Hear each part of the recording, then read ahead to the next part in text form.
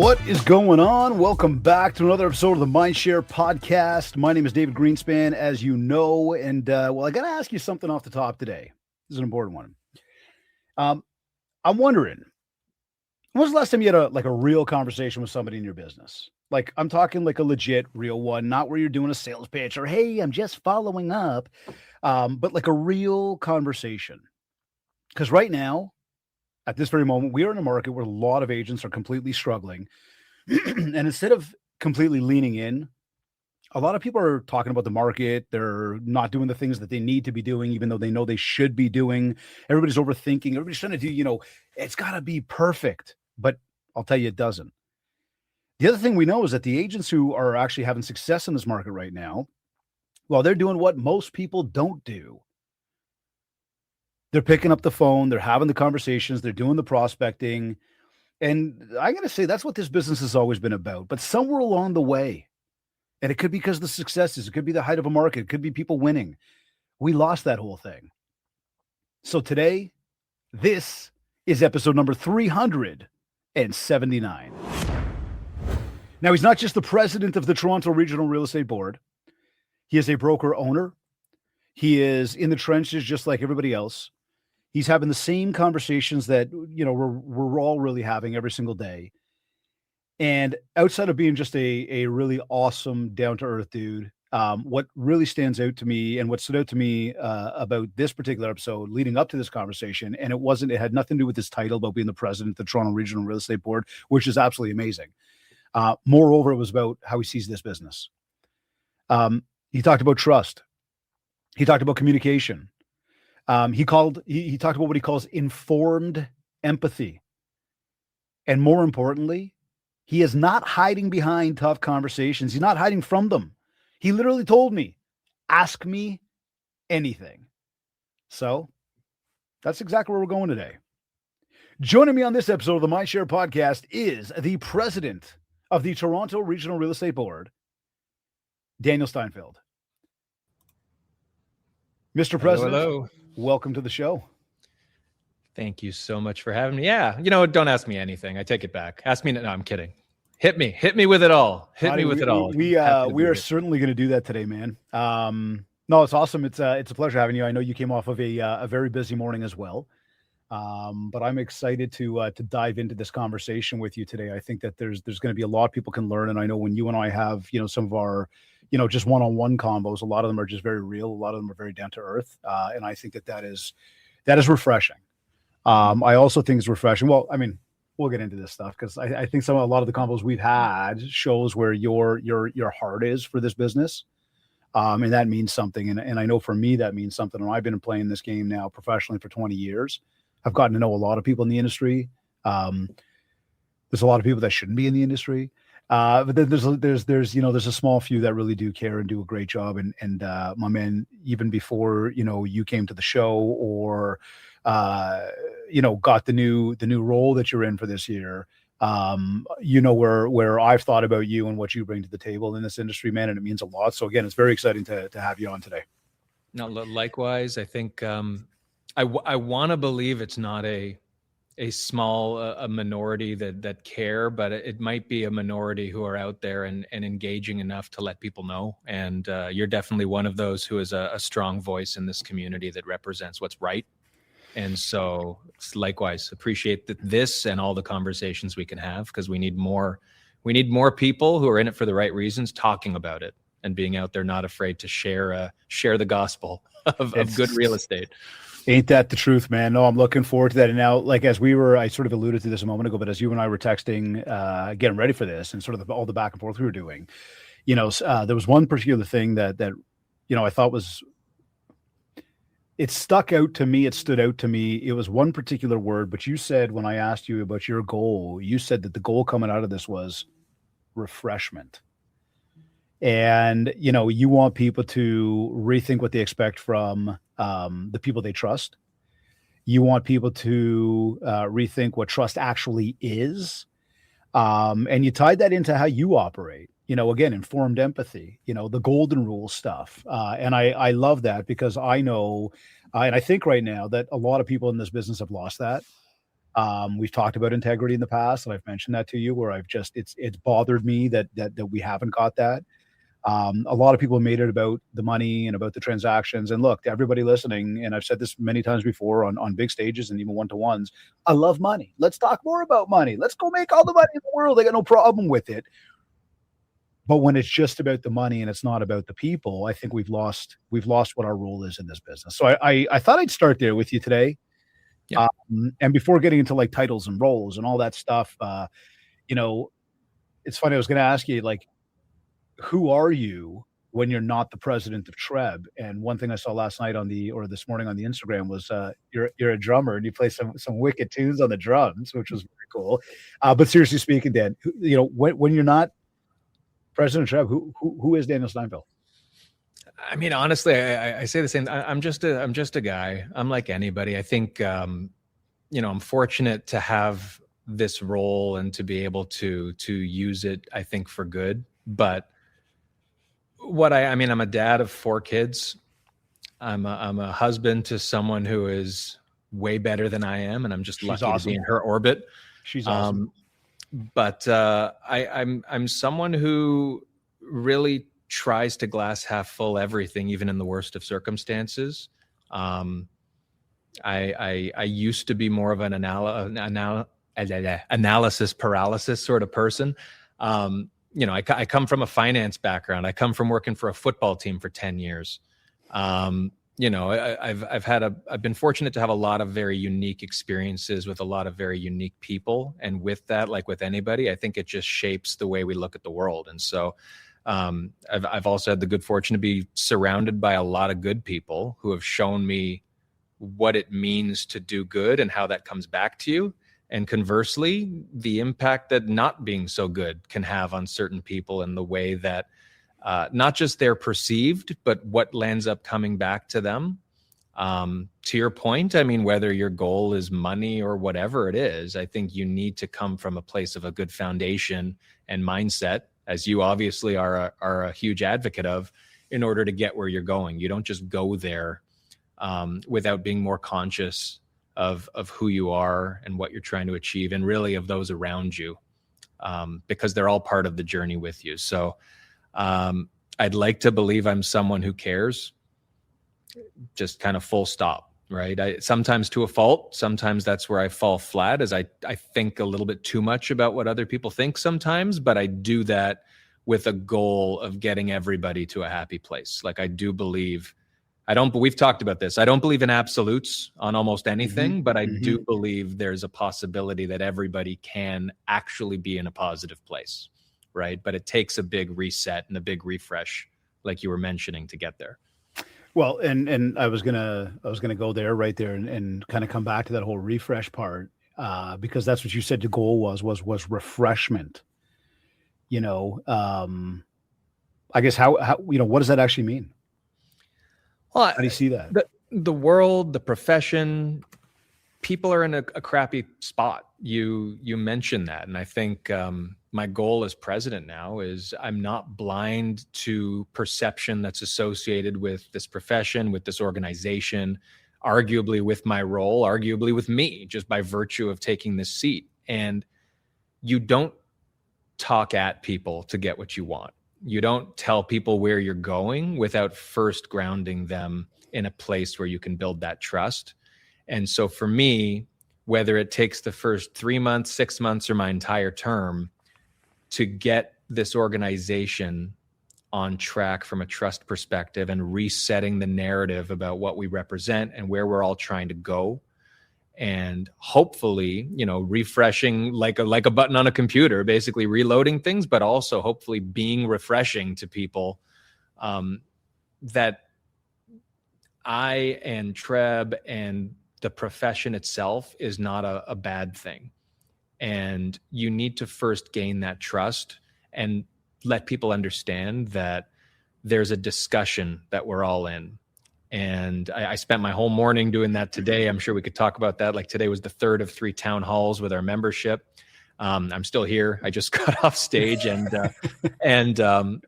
that is and will continue to be the only message for me. And it's a win this year. If even coming out of this year, we're just at a bit of a sort of base zero position that can be built upon, that's a win. Because I do think this profession and the way we treat each other and subsequently the opinions we create with the narratives that we build in our heads set us up for failure, and how we communicate, and ultimately how our would-be clients, this consumer and everyone we deal with look at us, right? So if we can't address our own worst enemy narrative, how can you expect the rest of the world and the media and whatever stakeholders we have to look at us through a positive lens if we're not doing that ourselves?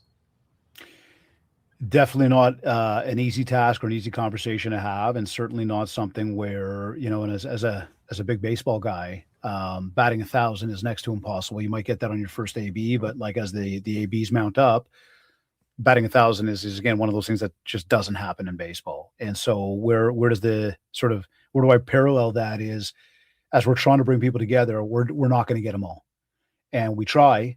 And having that right approach is exactly the starting point, though, to do our very best to be able to bring that together. And without that, we're already at odds. We're already in a different spot, and we're already putting ourselves behind because we're not doing it. So, the other thing that, again, and I sort of, kind of brought this up off the top, I wanted to give an opportunity to address it, was the line about informed empathy. And I guess asking you maybe, and you might have just talked to that, Dan, but breaking that down a little further and what really that means to you.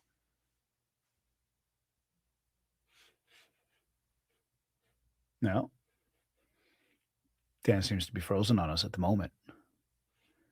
My man, if you can hear us, okay, he's out. He'll be right back. But we are in the moment, in the middle right now of having a conversation with the president of the Toronto Regional Real Estate Board, Mr. Daniel Steinfeld. He's taken on this new role. He's been in the industry for a long time, runs a brokerage, and is just an absolutely awesome down to earth individual. And I think that the conversation we're having today, which very, very much, comes back to the way I've titled the show even, is why trust is broken in real estate and how agents can fix it. A big part to this today is really to even dive into that, all of us together, and be able to have that conversation around what is going on in this industry. Why is the industry, changed so drastically? Why do people have differences of opinions or different views on the way they look at things? And I mean, everybody's always going to have different views. It's not always going to be where everybody's going to be in the same boat or everybody's going to agree with each other. But the realities is when you got somebody at the helm who really cares about that, that person is going to help make a difference. And so, Daniel, you're certainly making that difference. And I know, all good, man. Tech is tech. It's good to go. We've been through this a few times, and I've done this a couple I would times. suspect 379 episodes. Yeah, I would imagine I'm not the first, but apologies nonetheless. Don't worry I blame the Toronto Congress Center wireless. There you go. So I thought about maybe the same we'll thing. move Realtor Quest. I go, this poor guy is sitting in a it just came out of a town hall. He's sitting in a conference room at a conference center. And trust me, I've tried to do like Wi-Fi and internet from those before. Even last year at Realtor Quest, the day that I was on stage to speak, earlier that morning, I had a group I had to train, and my team and I actually coordinated a hotel down the road because we just didn't trust the Congress Center to give us what we needed for the 2 hours. Anyways, we're good now. We're good. But I don't know if you heard the whole question there just before it froze, but I was sort of coming back to that informed empathy part, and just because that meant something. But asking you to sort of break that down a little bit further. What does that mean to you? Well, you need to. You sort of touched on it when you said golden rule. I mean, you need to feel what the other person is feeling to be able to have a meaningful conversation. And if you're a White Men Can't Jump fan, there was a line in that movie where Wesley Snipes says, "You hear me, but you ain't listening." That's his line. And to me, that's where I think a lot of people fall short. It's not enough to ask a question and to let somebody answer, or you need to really listen, and you need to ask more questions if you're not understanding what the other person is feeling and you're not able to put yourself in the shoes of the person you're talking to. And that's really with any decision. That's not TRREB President decisions. That's the way you live your life. That's the way you talk to clients. That's the way you talk to family. You make the best decisions for yourself and on behalf of others when you really understand the environment you're in. And so in some cases, that means reading the room. In some cases, that means slowing down a bit before you jump into a decision. But all the times it means taking your own hat off for just a second and putting yourself in someone else's environment and situation to make sure that, not necessarily just the decisions you're making, but even just the words you're using and the approach you take to get where you want to go. Right? It's not about serving everyone else to your own detriment. It's working in something together, finding commonalities, establishing differences, and accepting those. Right? Accepting, that's a big word. Yeah, that's where a lot of us continue to fall flat, I think, at an increasing scale right now, is it's becoming harder and harder to accept the opinions and the disagreements of others. Right? We might let them say it, we might read it, but we don't have to agree. There is a big difference between accepting and agreeing, but in order to have a real conversation and to move anything forward, you need to acknowledge and accept that there are people out there who are going to have a different opinion than yours, in as big or as small an issue. This isn't just wars and political and global, like this is down to the how do I price my home? Right? This is down to my kid doesn't want burgers for dinner, right? Like, which is not a thing. That was a bad example. Maybe not broccoli. But so here, where do you think, if you looked at it right now and said, and I know where you're coming into this whole role from. I knew that from prior and just where your head was at. Where do you think trust is broken right now when we look at the industry as a whole? I think it's not helpful the way people use social media for bad versus for good. I don't think conversations are really conversations in the traditional sense. I think people talk at each other. People want to make statements and walk away. People don't want to consider that the truth might be something different than what they believe. And that's a really dangerous thing, and it catches fire because all it takes is one or two or three people to share your thought process to reaffirm that you are unequivocally right and there is no other truth. And it's dangerous because there's value in supporting one another. So I'm not suggesting you shouldn't agree with those with whom you agree with. It's just when the byproduct of that is dismissing all else around you, it creates an environment where you're completely hamstrung and you move farther and farther away from all those that don't share the same truth as you. So when I said earlier, I don't believe in absolutes, pick your issue, right? I think in any contentious issue, there's validity to what everybody's saying. The dials are turned a little bit more and less on each side of the fence.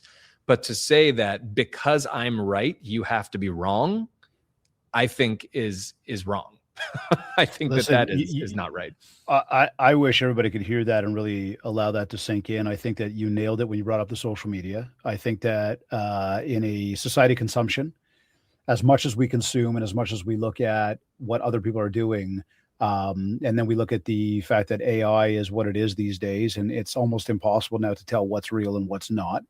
Yep. When people are passing judgment based on the first video they see or the first comment they see or the first opinion they have, and that's their absolute, they're doing themselves and the people around them a disservice.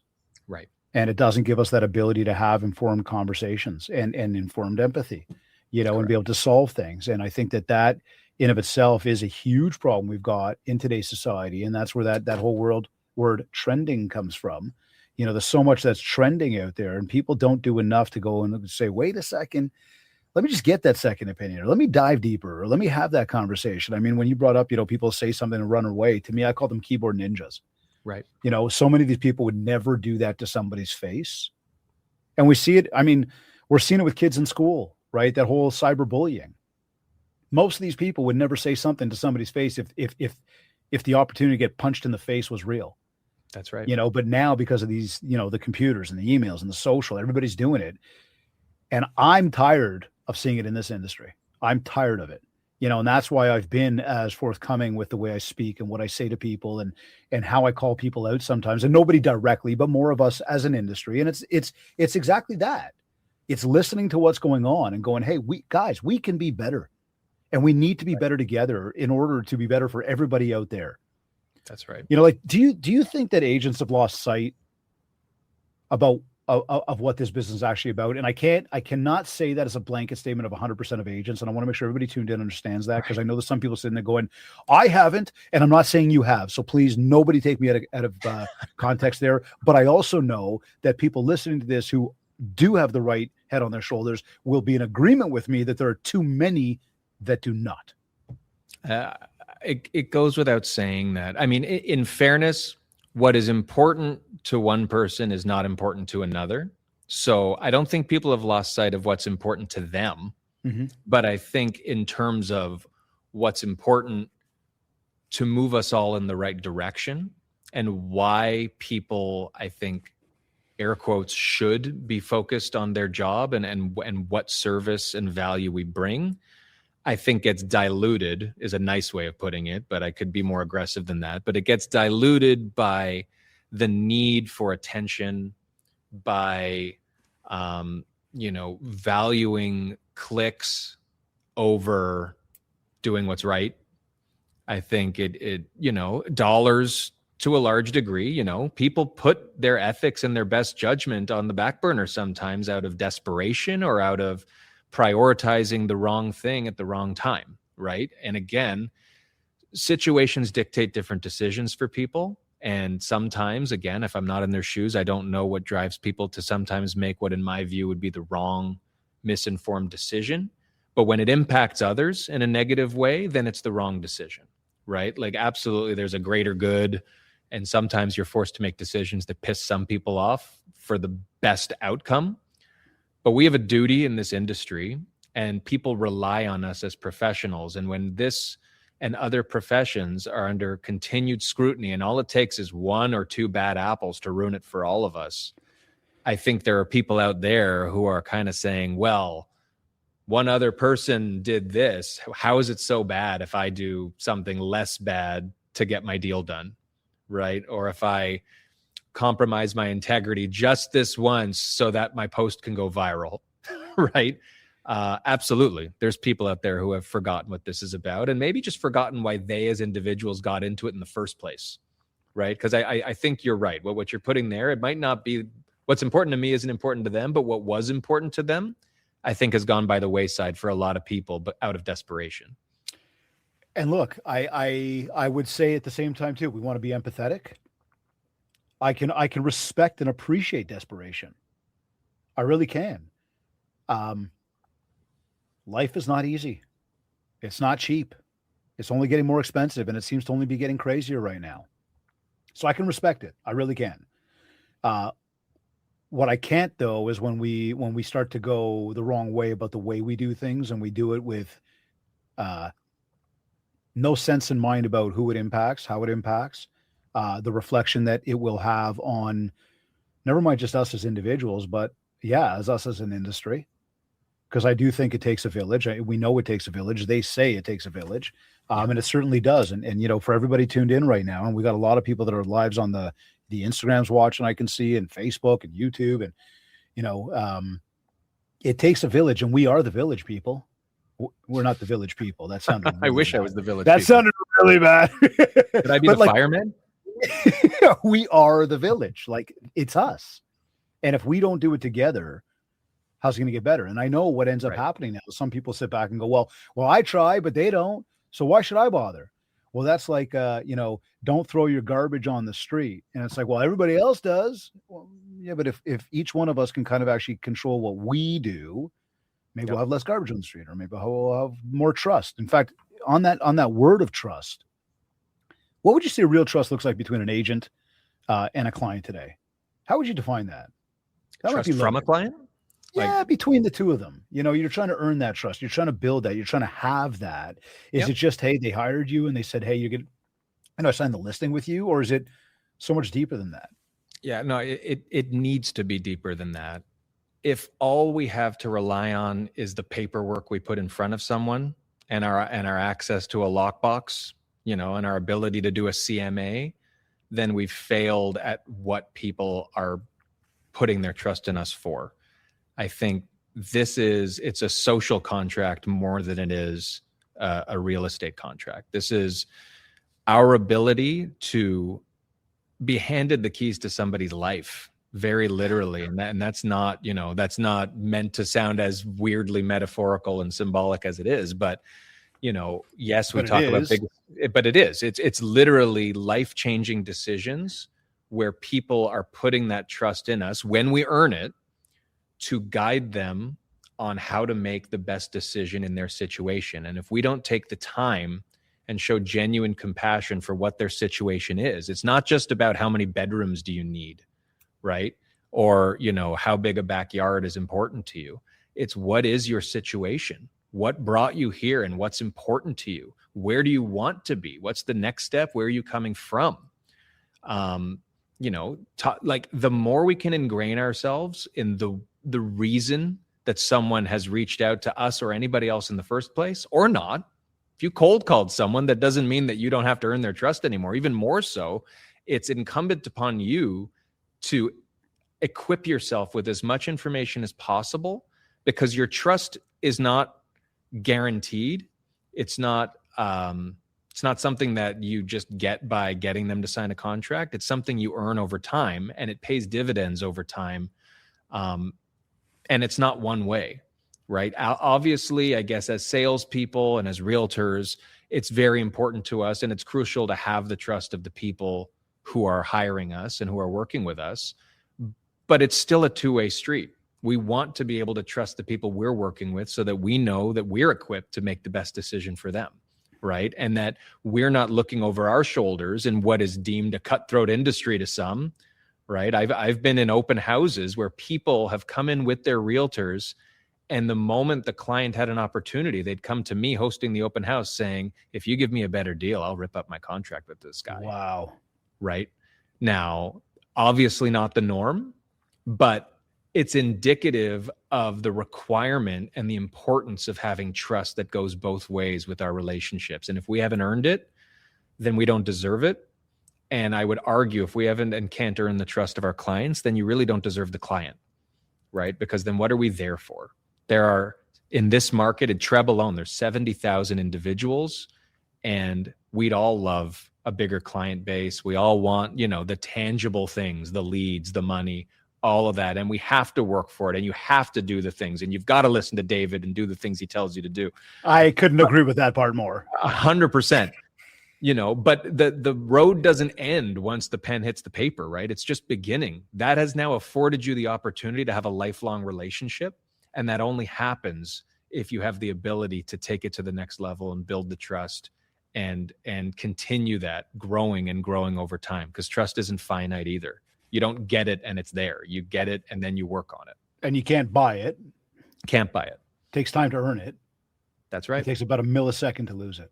That's 100%. And that is, it ties into the reset that I'm in right now. That's why events like today took place, right? Yeah, there might be 69,000 of the 70,000 members of TRREB who love what we're doing or are apathetic to it, don't care. But if there are 100, 200, 500 who have an issue, simply saying they represent a small enough subset of our membership that will let them talk, but they don't merit an answer, is fuel to ruin the entire organization and to set us back years in the trust we have of everybody. And so days like today and campaigns like this, which are effectively just an opportunity for people to feel heard and to actually understand that something's going to be done about it and that there's accountability, that is what builds trust. And it starts with resetting people's thoughts. Right? As realtors, when you go cold with somebody, you have the benefit of having a clean slate out of the gate for the most part, right? You don't knock on someone's door and they say, I can't trust you, right? But they also don't trust you yet. When you enter a situation and someone is coming in from a place of mistrust, you need to reset them back to a baseline so you can build on it, right? You don't go from -1 to 1. You've got to go to this 0 is where first. my brain keeps going as you're saying all this is, and this comes back to some of the stuff that I talk to everybody right now about with AI. and how we're tapping into that. We're using it to send out emails, write content, do stuff for us, and just assuming that everything is good. Whereas when we sit there and think to ourselves, but hey, we're now disconnecting ourselves from the whole picture. Then I also think, and again, as you were talking, another thought was, well, here's a reason why you do hear a lot of the people that are out there as homeowners say, well, what do I need a realtor for? Why should she or he get paid that much money for what? They're just pencil pushers. Exactly. Well, this is us resetting the narrative. Yep. It's a tipping point now. I think it's always, but this more than ever with AI. And it's funny I say tipping point. Plug for Malcolm Gladwell, who's one of the keynotes alongside you at Realtor Quest, who wrote the tipping point. That one is okay. That one's it. We got to talk about that one on the sidebar. We will get there, absolutely. But this is one of those moments where we, in this and every profession, need to choose a lane, right? AI is happening. AI is a tool that should and can be leveraged for the right reasons. But if we start to think that it can replace and should replace us in our day-to-day, in the things that aren't completely automated and mundane, then we are legitimizing what you just said. Then consumers do have a right to wonder why they need us. Because why do they need us? If we can click a button and say to our computer, let me know when the deal's done, right? Or let me know when they've signed the BRA, then what value are we bringing, right? Then they should just hire the AI. Well, but this is what it comes back to, empathy, trust, communication. I mean, this is it right here, because one thing we know is that the human brain, no matter how much AI can serve up answers very quickly, AI is not operating off of emotion.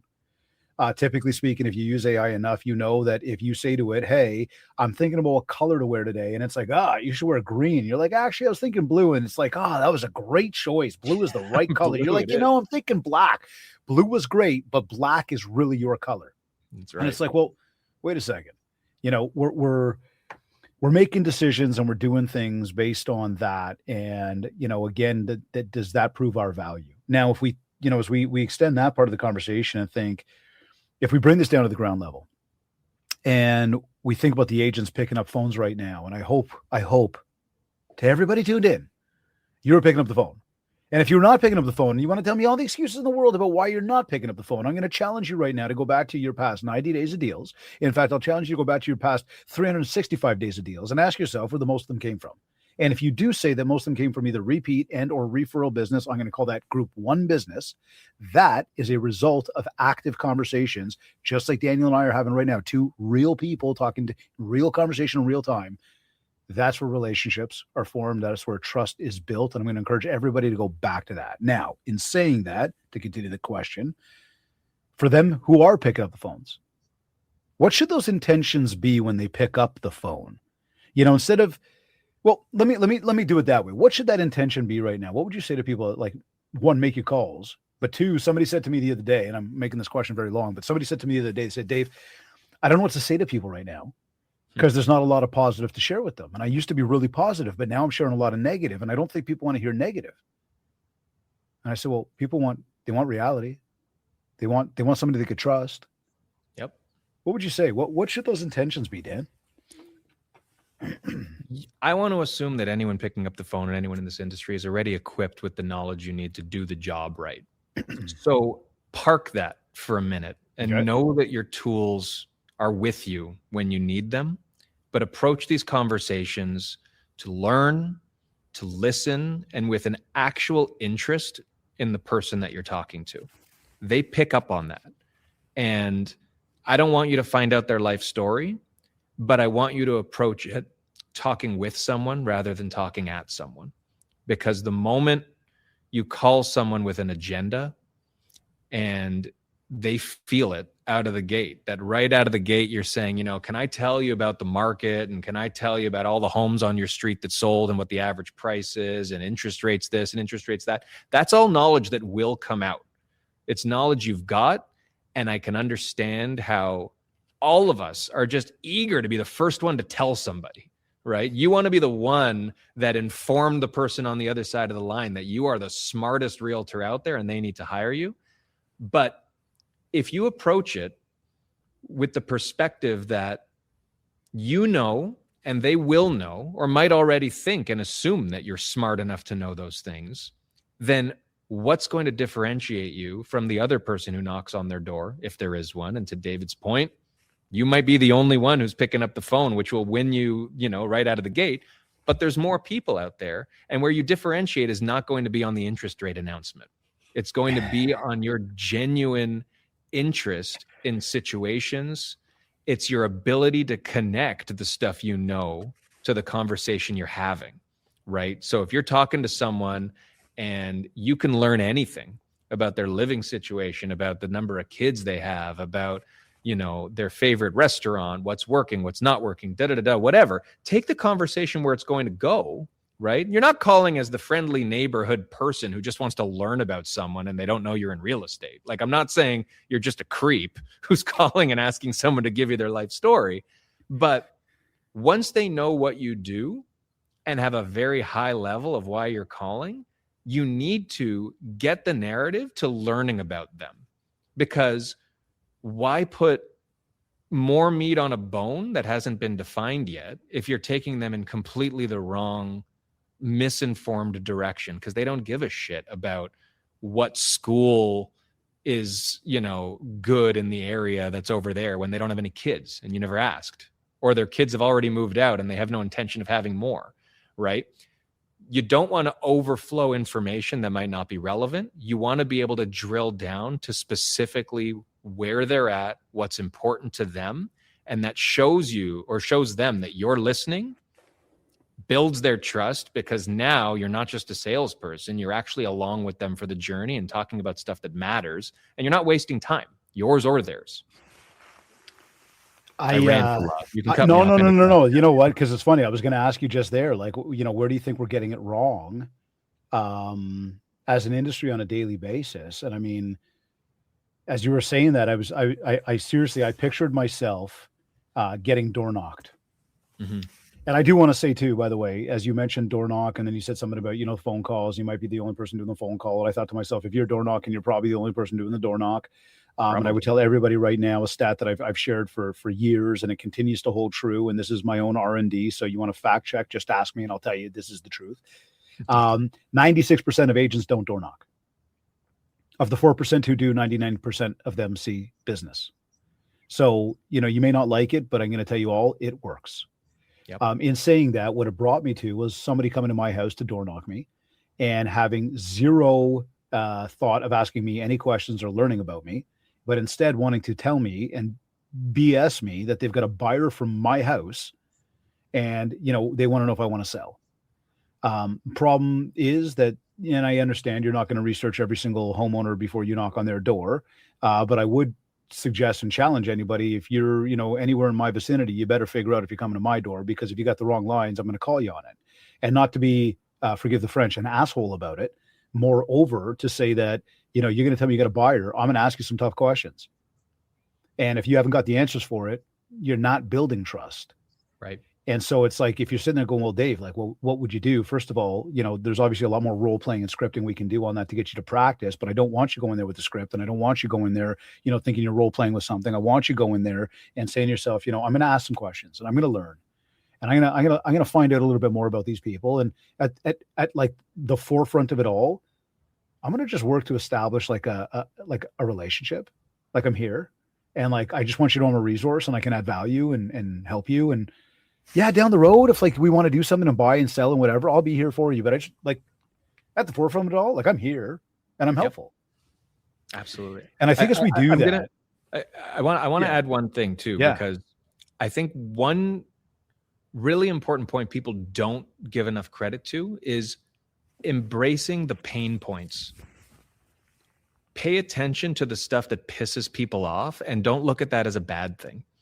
Use that to help you in developing the areas where you need to focus to earn trust from people, right? When you run away from the stuff that makes people angry, again, where's your value? Part of our job is addressing pain points.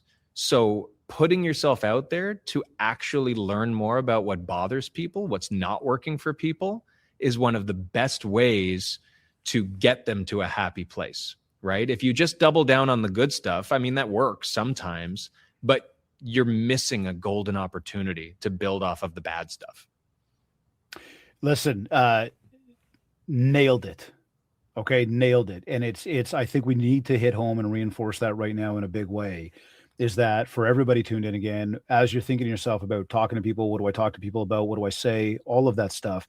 The realities of what's going on in the world and helping people understand that you get what's going on in this market, that's a value add.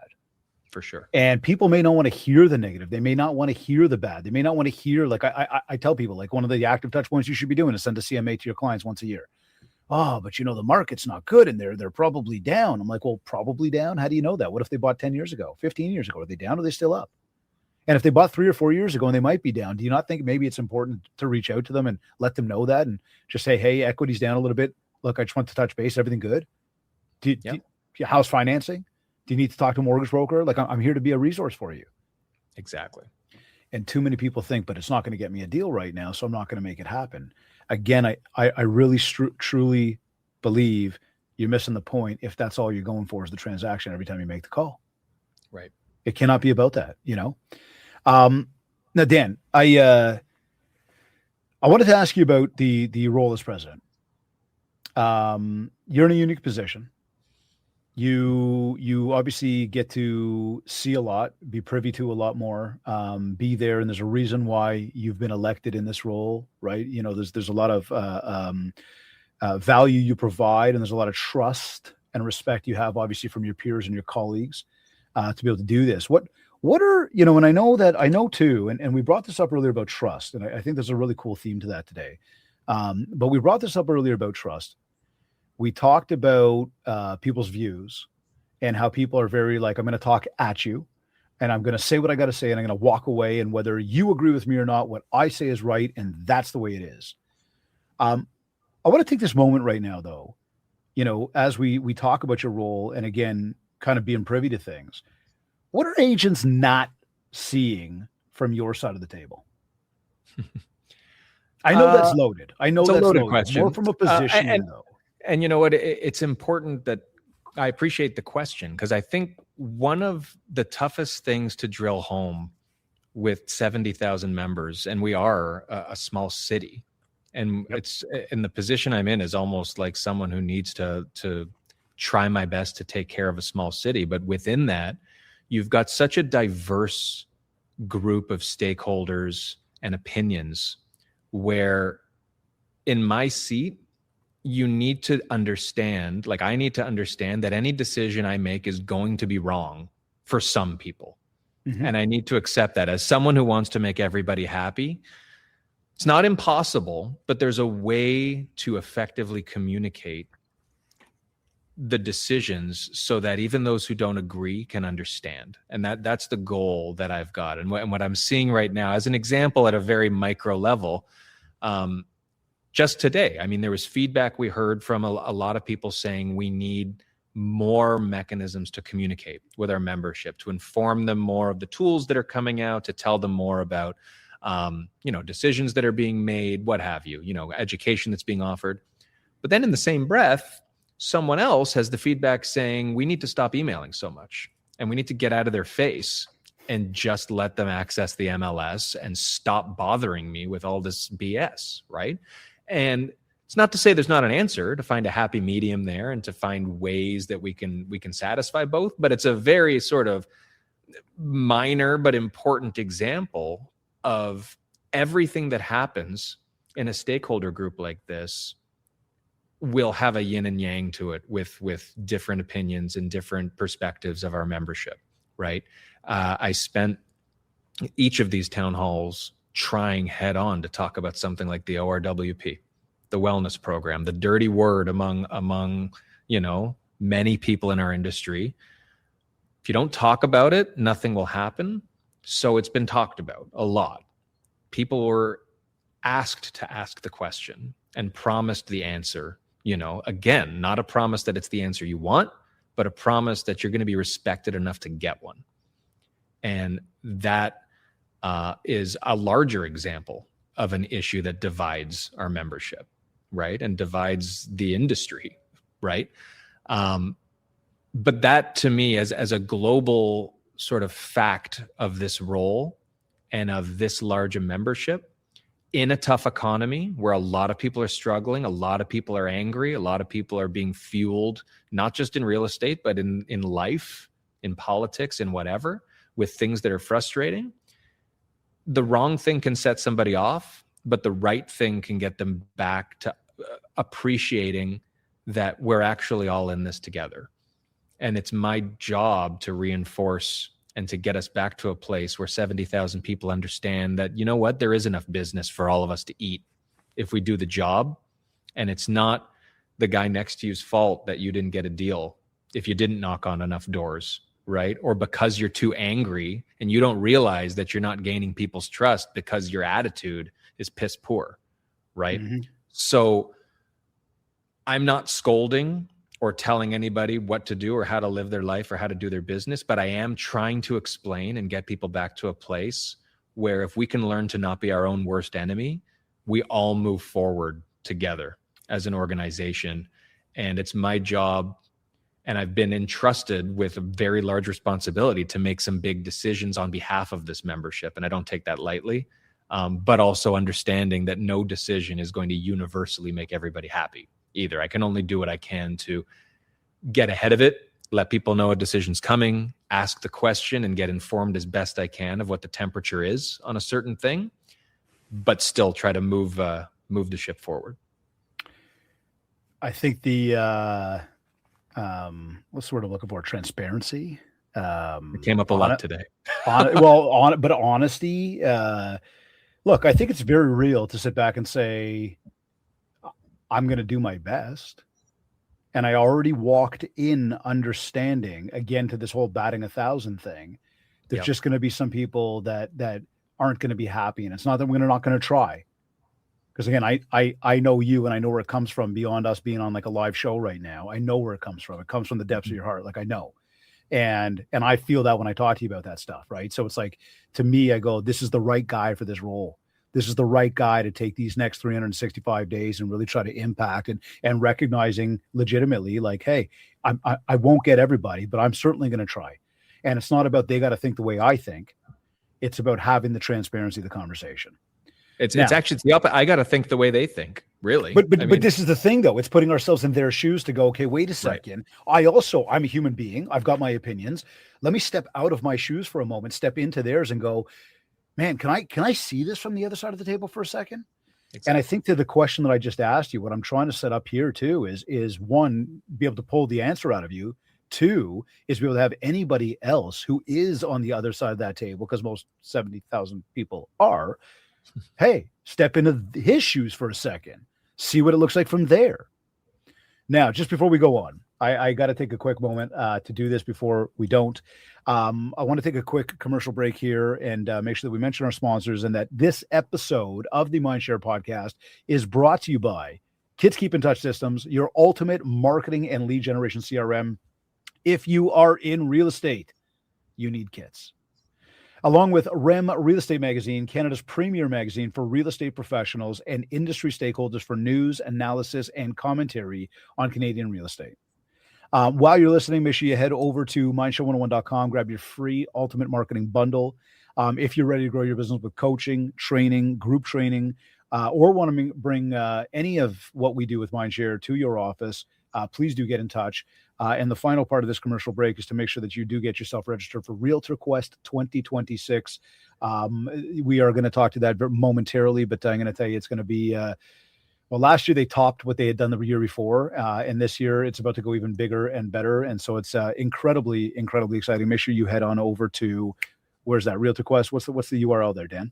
Just go to TRREB.ca. You'll find your way into registering there straight from the site. Home base. There you go, everybody. Make sure you go to TRREB.ca. Get yourself in that room. It's going to be fantastic. Okay, Dan. So back to this. Okay, we just jumped off, and I kind of just cut us off there as I'd asked you the question about what are they not seeing from your side of the table. I want to roll that into, and we might have kind of covered that, but I want to roll that into what do you think agents misunderstand most about TRREB as an organization? Yeah, I think where TRREB has I don't want to say lost our way, but I think where this misconception has gone down the wrong road is that it's an us and them situation, that Mm-hmm. TRREB is an entity that is separate from its members. And that is a real problem if that's what's thought out there. Because first of all, it's a not-for-profit, not to get into the nitty-gritty of it, but this isn't an entity that's out there trying to gain or benefit on the backs of its members. It is a member association. The members are effectively the owners. I don't want to speak out of school there, but effectively we are one. And I talked about it today at the event. We're a community. The community depends on one another. And if we've lost that, and if there are members out there who look at it as an us and them mentality, then again, that's where we need to get back to understanding that one exists because of the other, right? This is a joint approach where our members and this organization, I'm a member, like you said, right? Like, yeah, I'm sure you're exactly. Like we're all feeling the same things. We're all boots on the ground in our own way. And even when it gets to the staff of the organization, and I can tell you from being, I guess now, a conduit between members and a lot of the staff, they're here for the right reasons. They're making decisions that are thoughtful. Although, again, people won't like every decision that's made. That's fine. And they're entitled to that. But the amount of thought that goes into every decision for the members as priority and objective number one and only, I do see it's a narrative that needs to find its way back into the membership. They need to understand that this is an organization that is there for them and with them rather than against them or separate from them. Okay, so we've always got noise, like we're always going to have noise about boards and politics and associations and all that stuff. But for those people that feel disconnected, what would you say to them?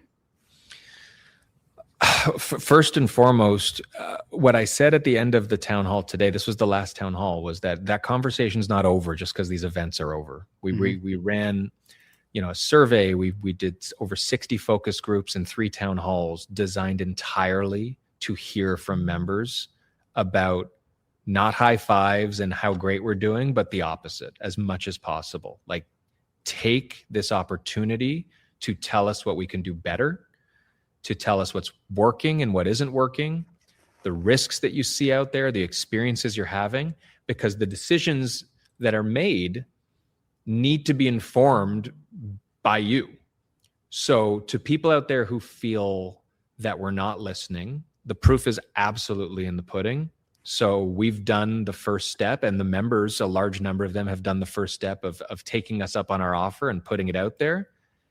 Now, at least in the short term, the move's back on us as TRREB and on the staff and on the board of directors to now say, here's what we heard. Tell all the members this happened so that people can see that we're not hiding behind corporate speak, which I don't. I mean, you know me well enough, but for those of you who haven't heard me, like, yep, I don't read scripts. I speak from the heart and off the cuff, and I'm not afraid to have egg on my face, and I'm not afraid to show people the blemishes that we've got.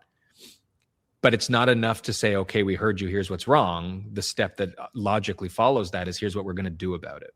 So the move is on us right now to do both of those things. We're going to reiterate, document, summarize, communicate as best we can. Here's what we heard. And shortly thereafter, it's informing, at least in a tangible way, it's informing our 3-year strategic plan, which is a real living public document that will be the basis and the foundation of every decision that TRREB makes. And it's being informed by this consultation with our members. So I'm very happy that we got the engagement we did. I'm still a little, I don't know if upset's the right word, but it's troubling that out of 70,000 members, we still only heard from, call it 2,000 people total. It's a big number, and I've been told it's statistically significant. But this was and continues to be the opportunity for people to speak up rather than speak amongst themselves. You know what? Right? It's funny. As you said that, the sort of, the ping pong ball in the brain fired, and I was like, wait a second. And I think about so many of the people, like I'm seeing the names that are popping up on the lives right now of like all the people that are tuning into the show, and I'm seeing some of the names, and I started thinking, I'm like, different demographics, different psychographics, different. I mean, again, demographic, age groups, and all that stuff. In my mind, I couldn't help think there. And again, this all happened up in a split second as he said this, but in my mind, I couldn't help think the fact that you're going to have some people that might have an opinion, that might want to speak up, but might feel that something like a town hall was, and not to knock the idea of the town hall in any means. I think it's, again, there's a platform. It's a wonderful platform. Everybody's in a room. Yep. I think that, I don't know how much better you can almost get with that. If it was like, hey, send us an email, I think, hey, you got something to say, go to the town hall. But I thought in my head, maybe there's people who go, oh, the town hall's not for me, or I'm really new to the business. I don't know if I should be saying anything. I don't know enough. So I think that there's going to be a reason why we don't hear from some people, and maybe they've put it into their own minds that maybe it's not a good question. I don't know enough. I haven't been around long enough. And I'm going to throw it out there and say, I think that that's the wrong way of thinking. I think that if you're here, and I'll put the words in your mouth, but obviously allow you to clarify those and say, if you're part of this membership as a TRREB, you're part of this room. You're a part of the village. Yep. Right. Whether you've 100%. Been here a long time or a short time, you're part of it. Speak up. Yep. And you're not wrong. I mean, there are those who are in the room today who didn't want to speak up. Right. And they waited until the event was over to come up to me quietly and say, I've got these questions, but I didn't want to say it on the mic. And that's fair.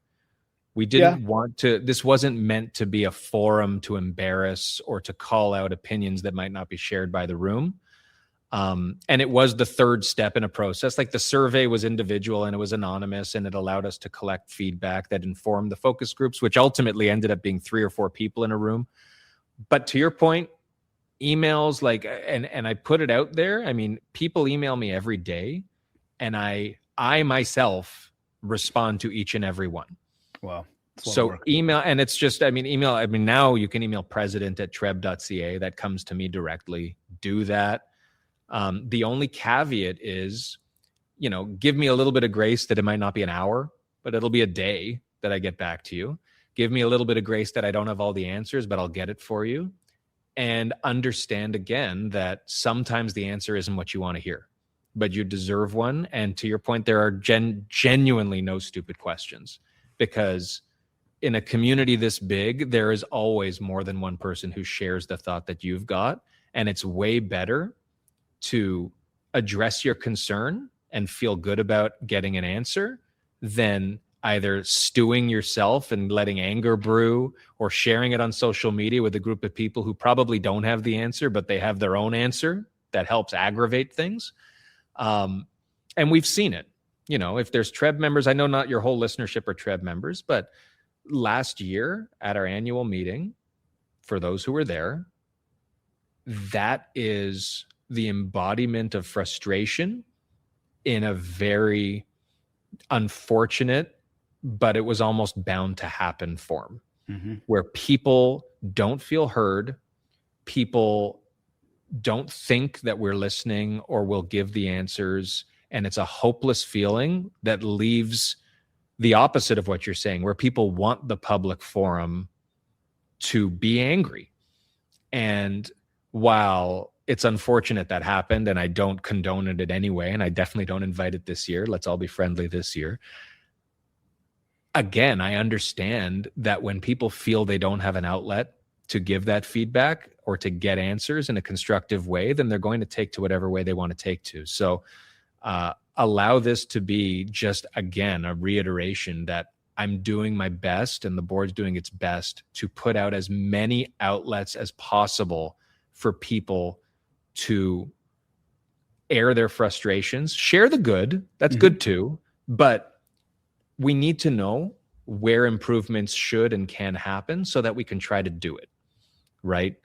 If people are quietly frustrated with the attitude that no one's going to listen anyway, then no one's going to listen because you're not saying anything, right? Or if you're saying it amongst yourselves, it's important people know that, like, now, I'll be honest, the reason that I put my name in for president is because legally speaking and with the bylaws, I am the spokesperson for this organization. It's a ton of work. It's a ton of hours. I've effectively put my business aside for the year, but I wanted the opportunity to speak directly with people and to have the conversations in a way that doesn't counter what the rules are. And I want to give the rest of the directors the same opportunity, right? As a director, I wasn't really able to engage because it has to go through the president. And there's reasons for that from a liability and all that perspective. I won't go down that road. No, I get it. As you talked to this though last year, and because I know I was in the building, and I know where the frustration came from, or I know the energy that walked out of that of frustration. Did you feel more frustration today? Was there? No. Have we seen a change a little bit? Has there been any sense of accountability in that room now from membership? I'm not trying to point fingers at members, at board members, at anybody. I'm saying we, again, I'm going to say it one more time for the fifth time here, like we are the village. Yep. Right. So it's interesting. You ask if I saw accountability from the members. I mean, absolutely. The tone was amazing today, but it's but it depended on accountability from us as well. Of course, but of course it's a two-way street. Yeah. So I feel like someone had to make a blatant first move in this war. And I don't want to use that word in like, it wasn't a war, but you know what I mean? Like there was too much frustration and it was shared that it just was necessary to put it out there consistently and over again until people started. And not everyone has come out of the woodwork and not everyone is comfortable speaking, and that's fine. That's understandable. But again, we talked about the hard issues, all the things that frustrate people came up, and they got answers to all their questions today. And I think in doing that and creating a forum like that, everyone's guard was down. No one came asking a question nervous about being accosted for it. They were invited to throw tomatoes, and nobody did. So the feeling was a lot different than the energy. It was respectful. And again, two-way street. We as an organization need to show that respect to our members. We need them to feel like they're in a safe space to ask the question. And it's a breath of fresh air, man. Well, but it's to me, it's common sense. And I believe to most people it's common sense, but maybe not. And this is not, I guess I need to be careful. Like, I'm not trying to throw shade on any of my predecessors, because I think absolutely not. I know how hard a job, and I live it now. It's a lot to take on, and you need thick skin. But we've probably talked about this. I'm a big proponent of knowing how important you aren't as an individual. It's a title. I said at the beginning, I'm just a guy. Yep. We're all just members. And real estate, although it does put food on the table for a lot of us, it's not bigger than real life. And some of these issues, they are the most important thing in the world to somebody who's talking about it. So again, not to take that away from them, but if we all learn to take a step back and understand the big picture and start to just get normal about things, the things that piss people off, that set them off, the triggers that are the smallest of things, we need to start recognizing what we're actually arguing about here, because we're all trying to get to the same outcome. We're trying to earn a living. We're trying to make our profession more respected in the greater public, trying to have a good time and enjoy one another's company, right? We want our families to be healthy, all these things. So why will we die on the hill arguing on both sides about, take your pick, about whatever, about a bylaw change? And don't get me wrong, that was a very important thing last year, but I'm saying if there was something minor, people vote down the agenda at our AGMs to make a point. Like, okay. I mean, if you could, for the town hall, for those that weren't in the room today, if you could kind of take one message away from that room and really send it out to everybody that is listening right now, what would it be? We're on a good path. Ooh, I like that. The ship is turning. It's slow, but not in my wildest dreams did I believe that doing this would get us this far, at least with the people who have been showing up. I can't speak for people who are still on the fence. But it's important that the people who are still on the fence, the people that weren't there, do hear this, so that they understand the tone that's happening, so that they understand. They're starting to, forgive me to people, well, maybe not forgive me. You're starting to alienate yourself when you do that. When you're like, well, still, I'm gonna stand here with the pitchfork and I'm still gonna hold my ground. Listen, that's it. This is an invitation. Communicate. Put the pitchfork down. Have whatever conversation you want to have with us. We will have it with you. We're done talking at people, full stop. There's obviously things we know the members need to know. We heard that. Members want us to be leaders, right? That's not the message. We're not now all of a sudden going to be complacent or stop doing the work. But the conversation and the dynamic behind that is evolving. And I genuinely see it. There were people in that room who I believe came into the room with an axe to grind, and they left. People said verbatim to me, like this, they used the word refreshing, like amazing. Congrats. That's good. All I want. Right. And it's cliche to say if you can change one person's mind, but it's true. It's true, man. It takes one at a time. Just one at a time. And I told them all when I was there, I said, listen, this is great. You're here and you represent where we're trying to go, but go back to your brokerages. Tell your colleagues it's a safe space. It's a good spot to be in. If they couldn't make it, if they didn't want to come, if they didn't trust what it was going to be, if you want to wait to see the outcome before you pass your judgment, fair, right? Because we haven't come full, like all the way on this plan, but so far it's moving. And, I think when you're willing to be a little self-deprecating as an organization that people see as never that, it brings a lot of people's guards down, right? We're not God's gift to anything. No one is. Honesty, transparency. That's it. You gotta be honest, because if, and that's not to say TRREB's not the best real estate association on earth. I think it is. It's the largest. It represents a lot, but with that comes, like any city, a lot of things that are challenging and that you've got to tackle and that are going to make people upset, right? But that's the responsibility, and it becomes exponentially easier to take on that responsibility where everybody feels comfortable knowing what's going on, feels talked to, feels heard, and feels like they actually have the ability to share what they're feeling, and somebody's going to listen to them. So it's only been 3 months. I mean, I'm a quarter of the way into the term. Part of me is upset that it's only a year. Part of me is like, oh my God, it's only been 3 months. Yeah. How am I going to make it? Well, guess what? We it sounds like there was some real positives that came out of today. I know there's definitely been a bunch of positives that have happened so far over these past 90 days. And with that, we're taking the positive energy. We're rolling into a spring market. And we are rolling into Realtor Quest 2026. Mm-hmm. And that is exciting. Now, I know that there's some big stuff on the lineup, but I thought instead of me sharing, I'd ask you. First, is there a theme for this year? It's the Greenspan show. Like done. We're done. Building Thanks, it all around to the MindShare Podcast. Have a nice day. No, there is a theme, and what has informed the keynotes for sure, but the actual event itself is tied into what we've been talking about. It's about making connections, the idea of connection between each other as colleagues, again, getting back to a place where we all want to talk to each other and actually can get face to face, still in the aftermath of COVID, still among all of the, divisiveness that is society right now. Mm-hmm. We need to better learn how to communicate with one another.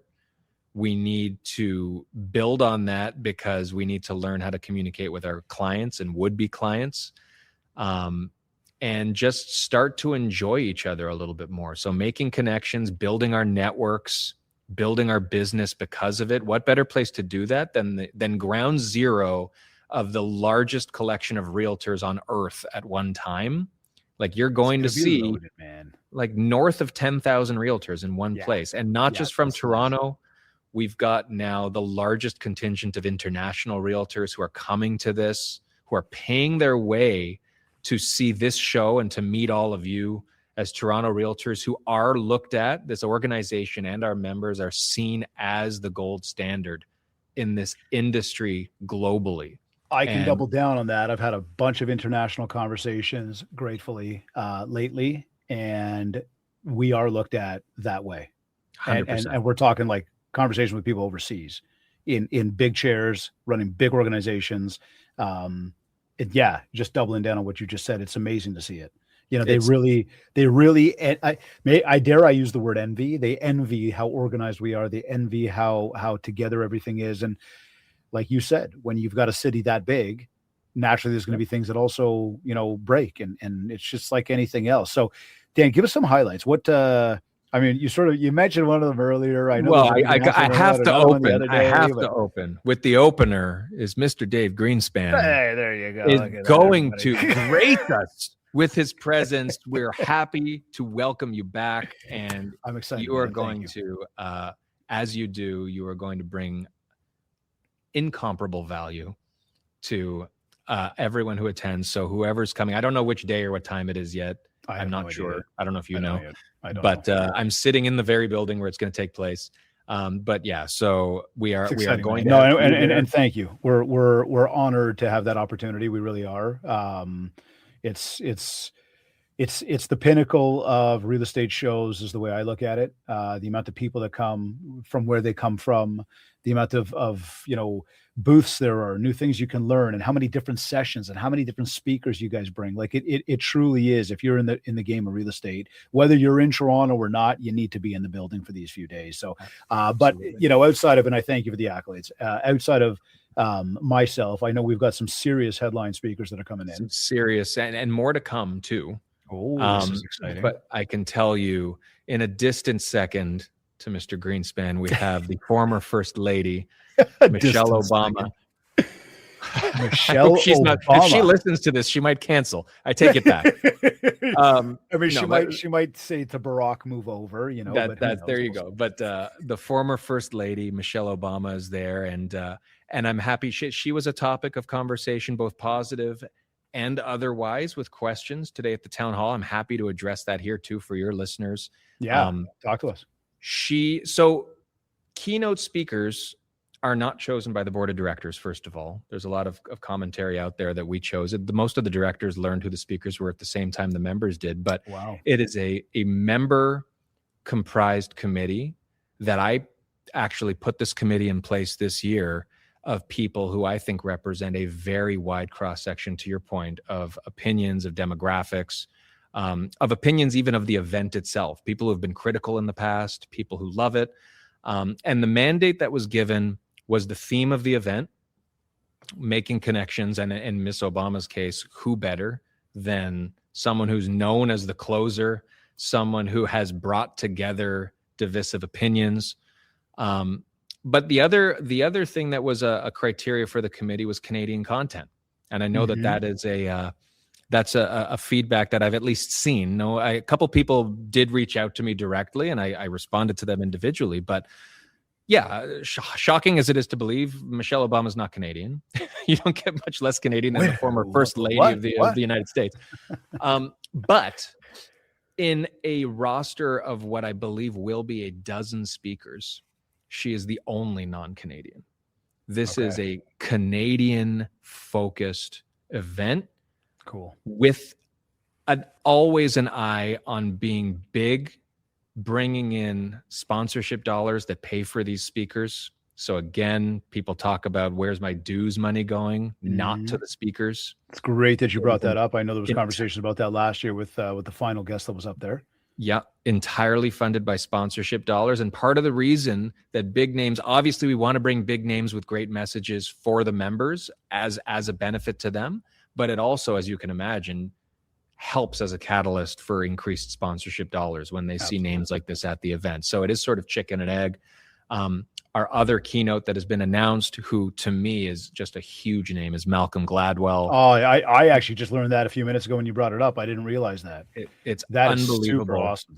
So, I mean, best-selling author, Canadian, wrote The Tipping Point, Blink, Outliers. This is a mind that you don't want to miss, who speaks at such a you can understand it, but it's the smartest stuff you've ever heard level of how we interact with one another. I can't wait to meet the guy. Like, and I know, Oh, like, you meet him, you say what's up, you say hello, but I just think, that's very cool for me. Like, to He's me, just he'll be in not your to downplay brain. Michelle and like what, like obviously just whatever where she's been or who she is, but Malcolm, that's like you just said it, the mind, the author, like it's you just listen, you learn, and you listen again, and you're like, oh my God, I didn't learn that the first time, I learned it the second time. Exactly. Yeah, It's just awesome. it's genius stuff. So those two as keynotes That's so cool. are not real estate people, which is another comment we get, but I can tell you there is no shortage of focused real estate content at this conference. But part of the message is we want people to learn something, be inspired, be motivated, but with useful, still on topic content. And both Michelle Obama, Malcolm Gladwell, there are a couple more names that are still to be announced that I can't yet. But Canadian. And above and beyond that, there's an ongoing slate for those of you who haven't been to Realtor Quest, and shame on you, but welcome. And we can't wait said, to see you though. It's only gonna be better. So don't worry. And no guilt. We will hunt you down. No, I'm joking. Yeah, exactly. It's okay. Plenty of room on the bandwagon. You're so what do we want? Okay, so Realtor Quest happens. Fine. I'm coming. I'm going to be there. You know, what are we as an organization, you know, and I say we, just the collective of us, even the folks that are involved, be it from the sponsors, the companies that come and put up booths, to the organizers yourself and everybody on the board and the committee. What are we hoping that people walk away from Realtor Quest with actually feeling or thinking differently about? I want people obviously to have a smile on their face, but optimism, I think a greater sense of they're in a profession they can be proud of, that they feel they have a place in, arguably a little bit more direction in their own careers. There's a ton that's going on, whether they're listening to you, whether they're listening to one of the other speakers, whether they're going to the seminars or even visiting trade show booths. If you can't find one or more sparks at this event to ignite your professional flame a little bit or a lot, then I don't want to say you're hopeless, but we haven't done our job. And I can tell you, we're putting everything in the kitchen sink in front of you. It is, as again, cliche, it's bigger and better than it's ever been. And it's been big. It has gotten bigger. I think I said this to you last year. I said this to John last year. Last year was bigger and better than the year before, and I had said that the year before had already topped it off, because I think that was the first year we came back after everything, or maybe something like that. And it was huge. And I thought, wow. And then last year, you guys crushed it, man. And I know the team, and I obviously am having a lot of separate conversations about the organizing of it all. It's going to be amazing. Like, it's going to be super cool. And as you were saying that, it's like, if you can't this and that, maybe you're hopeless. In my head, it was like, then you weren't in the building. Well, that's like, if this doesn't happen, you were not there. So Dan, where can people go to, one, stay in the know about all the details, two, make sure that they basically either buy tickets or get their tickets or get registered or put their name in the hat? Like, where can people go right now so they can make sure that they are in the building for this event? Yep. And when's the event? What are the dates again? May 13th and 14th. There it is. All day, both days. Come early, come often. Bring a sleeping bag. Don't bring a sleeping bag. That's a joke.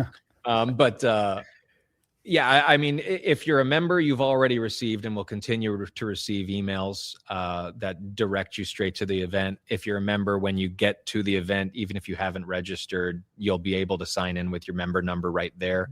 But as you go to TRREB.ca and go to our website or through any different channel, you're going to find an endless array of opportunities to register ahead of time. It's preferred you do that, but you won't be turned away at the door if you didn't register.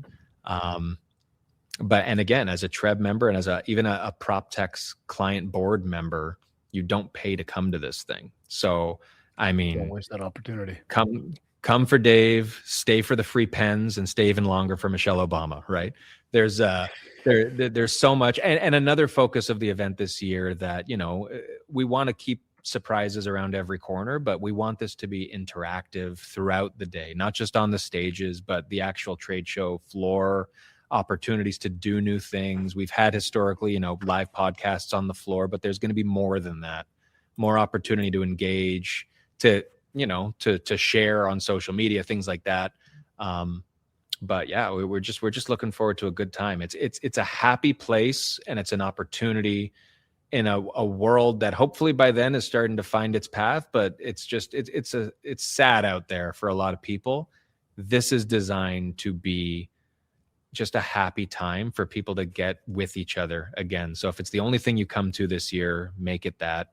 Engage, get involved, and then give us feedback so that we can make it even better in 2028 or whatever it is, 2027. So again, doubling down on that, just remind everybody, make sure that you do get yourself pre-registered. I would say from experience, make sure that you get there early. Parking is fun sometimes. Lineups are fun to get in, and things just take time. And when you got that many people moving through a building, things take time, and if you're going to show up and you're going to do it just in time to see like the big headliners, you're going to be stuck in traffic. And we know that anything in life, is about preparation. And 99% of the time that we lose or we fail is probably just because we were ill prepared. Not that we can control every outside factor. We can certainly, though, control what we do with our time. So a recommendation to everybody on that. Dan, as I roll into sort of these last few questions here, and I got so much I wanted to get into with you today. And I know you and I, every time we get talking, like it can go on for hours and hours, and there's good, truth be told, between the two of us, we know it. There's always amazing, constructive conversation. Today was very much about that, very pointed with our industry. But as I fast forward, Dan, and we kind of look at, 9 more months. And we say that here we are today in front of a live audience, and we are talking. But this is, the next day. It's done. You are now past president. Term is done. You have really worked hard, which I know you're doing and will continue to do. And I know a lot of people in this industry obviously have confidence in you to do that. You will give everything you got over these next 9 months. When that term is done, what do you want people to say about how you showed up in this role? Honestly, before I took the role, everybody uses words like impact. They want to have that big legacy thing, that big win that they had. If people are saying that the ship was righted over the course of this year, that's the win for me. Winning. Right? It doesn't need to be a tangible outcome. I'm going for tangible outcomes, and it depends on how quickly I've got the confidence that we're clearly on a path where we've got the members behind us. But I want to leave behind an environment where votes at AGMs can happen without the board and the organization chattering their teeth about whether or not there's any hope of things going to pass that's needed, right? I want this to be a community again of people that trust one another and are voting in people and knowing that there's an organization behind them that's doing things in their best interest, which is the case. But I want to get us to a place where 70,000 people believe in that, because there will just be exponential growth for all of us when we get there, not if we get there. Like I see it. I told you today was so comforting for me. Were there angry people today? Sure there were. Did they leave content? I think so. And I think that's what we need more of. That's what, if it's the next 9 months and beyond. I'm still on the board next year as past president, like you said. So I'm not going to just put blinders on come December 31st. This is also April Fool's, so I might have lied to you with everything I've said since this podcast started. Right at the end, I'm going to be like, you used the word comforting a moment ago, and I was about to say everybody's probably feeling really comfortable with you. Just kidding. Just kidding. But yeah, no, it sounds so fluffy, and an older version of me would be like, "You're so full of shit, man." Nah, man. Why, you know what? Though? Why are you dropping all this like fluffy stuff? But it's what we need, and it's the win that I'm going for this year, and I think that's more impact than any one decision could make. Listen, that's part of the backup, though, I'm going to throw at that is that one, that everybody understanding should feel a little bit more comfort for where your head is at. Two, taking away what we've talked about with this village concept throughout today's show, empathy, right? And understanding not everything is going to be perfectly the way you want it. Not everything, not you, Dan, I'm talking to the membership now.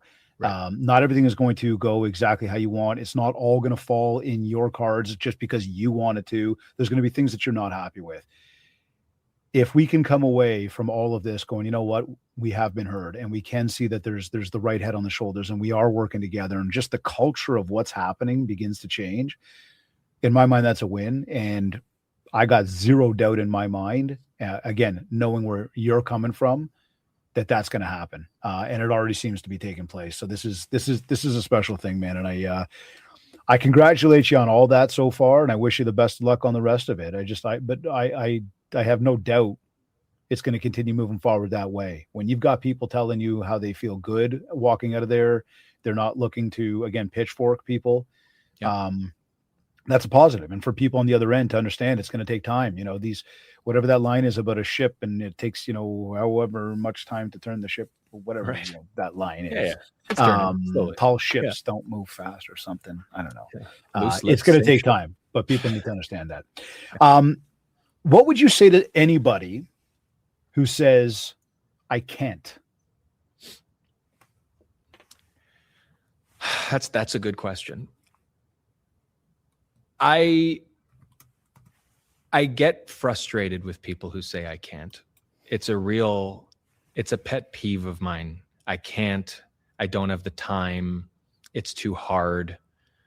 And I don't want to get on my high horse here, but I'm going to for a second.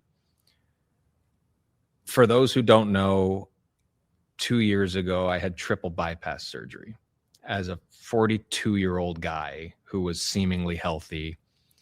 And that was, for me, as you could imagine, pretty life-altering, right? Puts, again, as we talked about before, puts what's important into perspective. And I think for those people out there who want to take the easy road out with can't, don't think of what I just said about, you don't need to get that deep. I think you need to think about the opportunity cost of not trying. Because an opportunity that you don't take is a part of your life you're missing out on. And I don't care how small the thing is. I have tried, especially in the last 2 years, to not say no wherever I can afford to not say no to everything.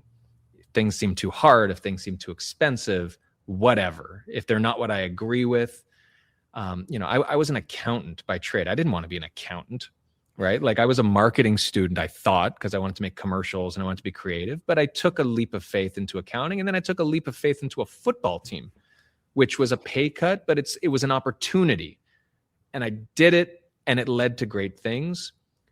We need to be more willing to take the leap, even though it's scary, and ask ourselves, what's the worst thing that could happen, right? If the worst thing that could happen is I fail, who cares? Right? If the worst thing is I don't like it, you've learned something about yourself and you won't do it again. But at least now you won't be left with this forever feeling of I never tried, and can't leads to I won't, or can't leads to I never tried, and it leads to regret down the road. So just ask yourself if it's really can't, or if it's won't, or if I'm scared. And just give yourself a little slap in the back of the head. Talk to someone you trust. Look at your kids. Think about your health. Think about whatever is going to drive your why to get off your ass and do whatever it is, right? And that is what I would say to can't. That's a great, great answer. Really great answer. Your day's over. It's not over yet. Oh, well, okay. not yet. Not April Fools. You're just starting. Actually, you got to get to your town hall right about now. Yeah. Day's over. Kids are sleeping. You and your wife have hung out, and you've done your thing, and it's time to lay your head down at night. How do you know it's been a successful day for you? One win makes it a successful day. But it is a problem I've got with satisfaction. I'm very hard to be satisfied. So quite honestly, I know it's sort of metaphorical, but most nights when I do go to bed, I ask myself the same question. And the story I tell myself is I could have done more every night. What didn't I do? What did I miss? What do I need to get to first thing in the morning that I could have done more of today? And I think in some sense that's motivating. In some sense, it's a real bad habit, because we need to celebrate the wins. I think that's something that we don't do enough of. And so when you talk about what should be satisfying is just moving the needle on one thing each day and being able to reflect on something that was a win. And if I can't look back on my day and say that I did anything productive, and hopefully that's not the case. There's enough going on, and there's enough of a deliberate approach to my days that things do get accomplished. For me, I mean, I finally fall asleep when I have some contentment, just reflecting on this was a win. I set out to do this and it's done, or at least the ball moved a little bit on this. But it's the same thing we tell our agents at the brokerage. I mean, you need to set small goals along the way and not just focus on the outcome, or you're going to go crazy, right? And so the small wins are what drive me day to day and to hopefully help me sleep most nights. I say it often, progress over results. Yep. It's got to be progress over results. I would also say that as much as I've said nobody bats 1,000, I am currently batting 1,000. I have asked that question hundreds of times, and not anybody ever brings up money. To everybody tuned in, let that one sink in. Yep. Dan, what final words or wisdom do you have for us as we close out that you want to send out to everybody in general right now as we close out this episode? Loaded, very loaded. I know. And listen, you have shared a ton today. It's been an amazing show. A lot of great insights. And I know I would say that if people just go back and listen to the whole show, you'll hear all the words of wisdom. I guess I'm looking for that sort of closing statement, maybe closing remark, just anything you want to share out. Have more faith in yourselves. Have more faith in other people. Don't be a stranger with me or with each other. I think we talked about AI technology. Make an effort to connect with one person each day and have a real conversation. Doesn't have to be for business, but to keep your mind moving, to keep you sane, to keep you positive. And as we've talked about, I mean, you need to develop your empathy. I do. It's an ongoing, I think, opportunity we have to even enjoy life more, enjoy each other more.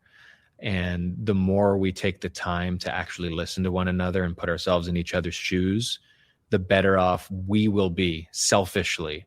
I feel better the more I get to know other people, the more I give them an opportunity to vent. Now, that's not an invitation for everybody to blow down my email with complaints and anger. But I think, to go back to, for me, the biggest wins are when I can get somebody's mind to look at something a little bit differently, or my mind is able to look at something a little bit differently. Those are like big shifts. Doesn't matter what the issue is. I think when somebody comes in hot and leaves lukewarm, that's a huge win, right? Because the next time I'll talk to them, things will be even better, right? And it's chipping away at the trust that we have for one another. So everybody out there, just focus on the good. Try to, for at least a little bit each day, put your blinders on to all the bullshit that's out there and try to live in your own world and try to experience somebody else's for the good.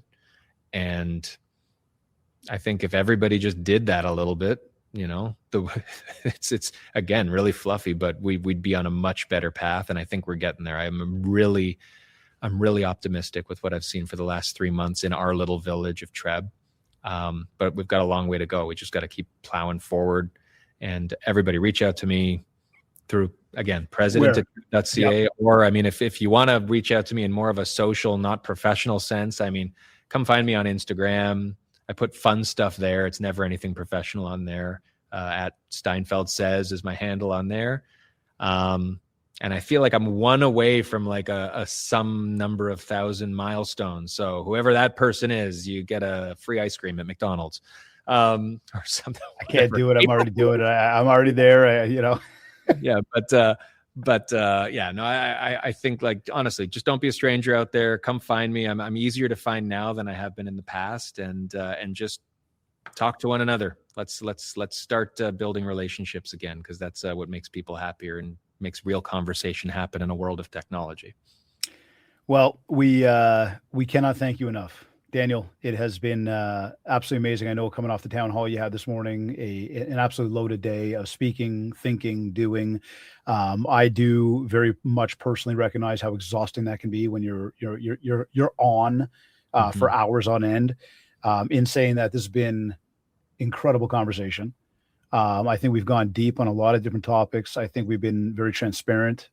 People have had the opportunity to hear from you, get to know you better, understand what your direction is, for the board and for the industry. And I think that, again, knowing that you come from the heart, so much of what was said today was absolutely crucial. And now I say to everybody listening, now it's on you to put this into action. Every single one of you, every single one of us. I say it like that. So a big thank you to you, my friend. It's been an absolute pleasure having you on the MindShare Podcast today.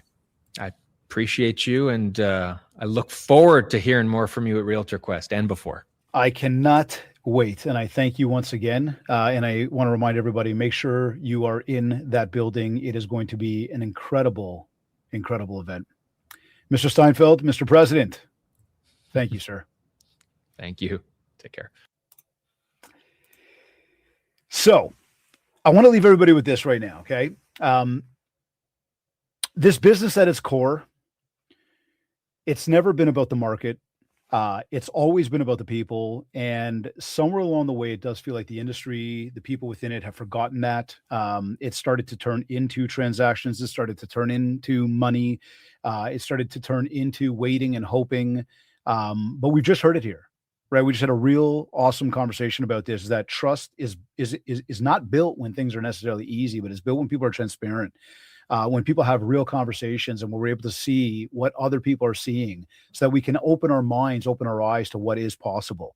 It's built when you pick up the phone, even when you don't feel like it. And I continue to press on people about that. It's built when you stop trying to sell people on making a move in real estate, when this really is, and as Daniel said, the biggest transaction of somebody's entire life. This is their life.